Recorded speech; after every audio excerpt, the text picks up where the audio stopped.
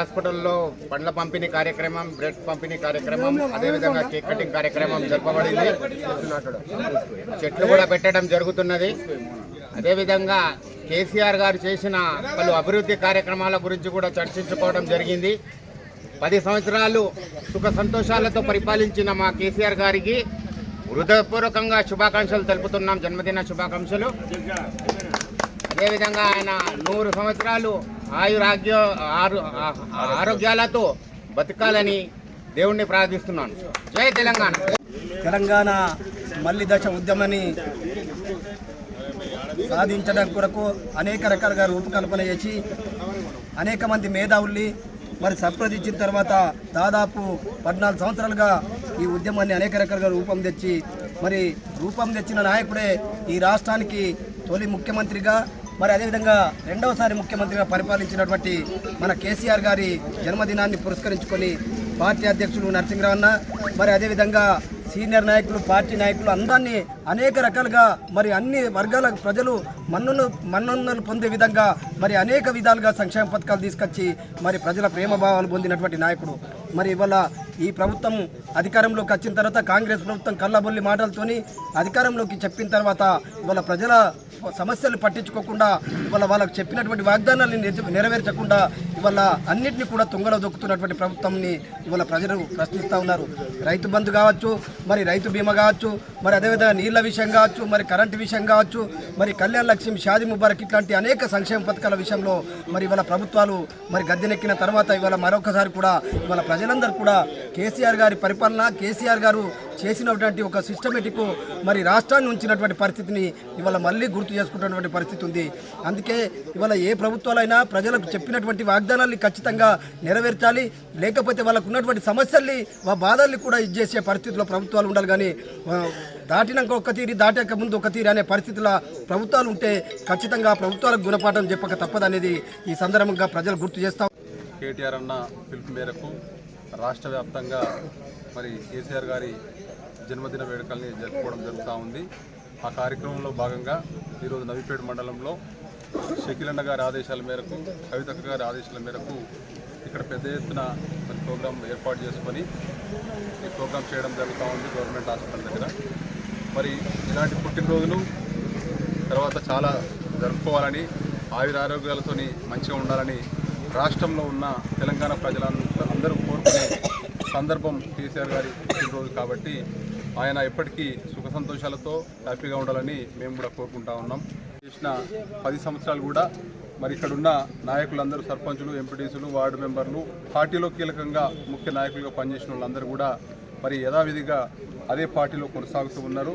కొంతమంది ఆశపడే వాళ్ళు, డబ్బును అజ్జేసుకునే వాళ్ళు, సంపాదించుకునే వాళ్ళు, అటువంటి వాళ్ళు మా పార్టీలో నుంచి వెళ్ళిపోవడం జరిగింది. మరి ఆ రోజుకు ఈ రోజుకు చూసుకున్నట్టయితే అప్పటి నుంచి ఇప్పటి వరకు ఉన్న కార్యకర్తలందరూ గట్టి పట్టుతో ఉండడం, నరసింహరావు అన్న నాయకత్వంలో మరి అప్పటి నుంచి ఇప్పటి వరకు యథావిధిగా నవీపేట మండలంలో రాజకీయంగా టీఆర్ఎస్ పార్టీ బలంగా ఉందని చెప్పేసి మరొకసారి చెప్తా ఉన్నాము. అదేవిధంగా స్థానిక సంస్థల ఎలక్షన్లలో కూడా మరి ఇలా కాంగ్రెస్ ప్రభుత్వం ఇవాళ రేపో అని చెప్పేసి 15 నెలలు గడిచిపోయినా కూడా మరి పెట్టలేని పరిస్థితి. వాళ్ళ మీద వాళ్ళకు విశ్వాసం లేదు కాబట్టి ఆ విశ్వాసాన్ని కోల్పోయిన వ్యక్తులుగా, స్కీములన్నీ కూడా ఫెయిల్ అయిన విధంగా మరి ఇలా ప్రజల్లోకి పోని విధంగా వాళ్ళ నాయకులందరూ ఉన్నారు. ఇలా నవీపేట మండలంలో చూసుకున్నట్టయితే ఎక్కడ కూడా కాంగ్రెస్ పార్టీ తరఫు నుంచి ప్రజలకు సంబంధించిన ప్రోగ్రామ్స్ కానీ, సంక్షేమ పథకాల గురించి మీటింగులు కానీ, గ్రామాలలో తిరిగే పరిస్థితులు కూడా అక్కడ ఉన్న నాయకులకు లేవు. మరి ఇంకా అదేవిధంగా మరి జన్మదినం పురస్కరించుకొని మా నాయకులు కూడా అందరూ వచ్చారు కాబట్టి గ్రామాలలో ప్రజల మీద వాళ్ళకు ఎటువంటి ఆలోచన లేదు.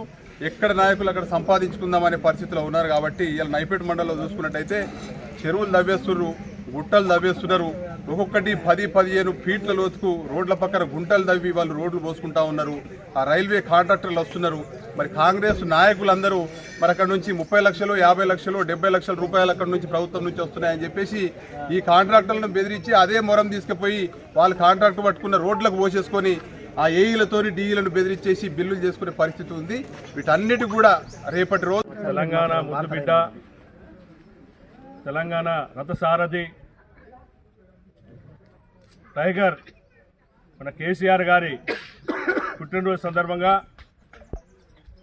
ఈరోజు నవపేట్ ప్రభుత్వ మన గవర్నమెంట్ హాస్పిటల్లో ఇవాళ పళ్ళ పంపిణీ కార్యక్రమం. అదేవిధంగా మనం చూసినాం 2001 నుంచి కూడా మన ముద్దుబిడ్డ కేసీఆర్ గారు సంకల్పంతో తెలంగాణ సాధించుకున్నాం. వారి ద్వారానే అయింది. తొలి ముఖ్యమంత్రి మనం కేసీఆర్ గారికి ఈరోజు జన్మ వేడుకలు మనం చేసుకుంటున్నాం. వారు చూసిన దశ దిశ నిర్ణయం మనం అందరం కూడా తూతూ చట్టకుండా పాటిస్తూ ఉన్నాం. 10 ఏళ్ల ప్రభుత్వంలో ఇవాళ యావత్ భారతదేశం కూడా కేసీఆర్ వైపే చూసింది. కానీ కొన్ని కారణాల వల్ల కొంత మేరకు దొంగ మాటలు చెప్పి ప్రభుత్వంని వాళ్ళు కాంగ్రెస్ వాళ్ళు కైవసం చేస్తున్నారు. కానీ ఇవాళ మహిళలు కావచ్చు, విద్యార్థులు కావచ్చు, ఉద్యోగాలు కావచ్చు, రైతులు కావచ్చు చాలా బాధపడుతూ ఉన్నారు. ఎందుకు మేము పాపం చేసినాం, మా కేసీఆర్ గారిని కూడగొట్టుకున్నాం, మా కేసీఆర్ అయితే పాలన బాగుంటుంది. ఇవాళ అమ్మాయి అక్కడ చూస్తూ ఉన్నది కేసీఆర్ కిట్టు వాళ్ళకి ఇవ్వడం జరుగుతలేదు. హాస్పిటల్లో కూడా మళ్ళీ యథావిధిగా ప్రైవేట్ పోయే పరిస్థితులు ఏర్పడతా ఉన్నాయి.